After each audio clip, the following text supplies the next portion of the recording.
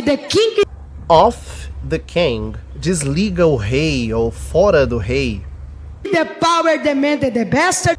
The power demanded the bastard. Como se fosse o poder exigiu o bastardo.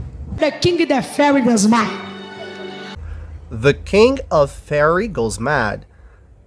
Como se fosse o rei da fada enlouquece. Ou o rei da fada fica louco. Of the king the power demanded the bastard. The king the fairy does mad. Então sim, o Miguel falou inglês nesse vídeo, porém foram palavras soltas, frases desconexas, uma coisa que não tem coerência, né? E antes que alguém diga, né, como já ouvi alguns comentários, ah, mas isso daqui não é necessariamente inglês, são línguas espirituais, é algo pentecostal, é algo religioso, enfim. Esse argumento não faria sentido por 3 motivos.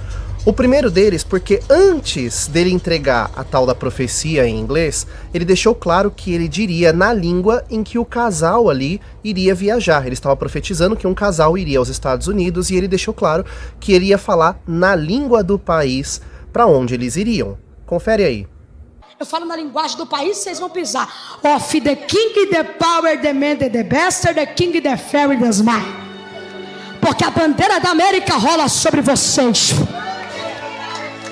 O segundo motivo é que quando ele foi questionado do porquê ele estaria falando inglês, ele teria total liberdade de dizer que estava dizendo línguas espirituais, mas ao invés disso ele disse, e se eu quiser falar francês? E se eu quiser falar árabe? E se eu quiser falar russo? O negócio de ai, the king, ai, the power. Irmão, Mas é o que tá em evidência. se eu quiser falar Mohamed, Mohali, se eu quiser falar árabe, se eu quiser falar francês, se eu quiser falar, se eu quiser falar merci, se eu quiser falar Mahá.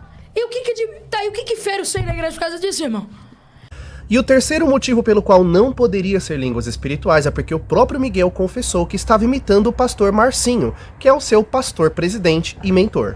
Eu vi um vídeo, e nesse vídeo você falava lá, tipo, em línguas, alguma coisa assim, mas depois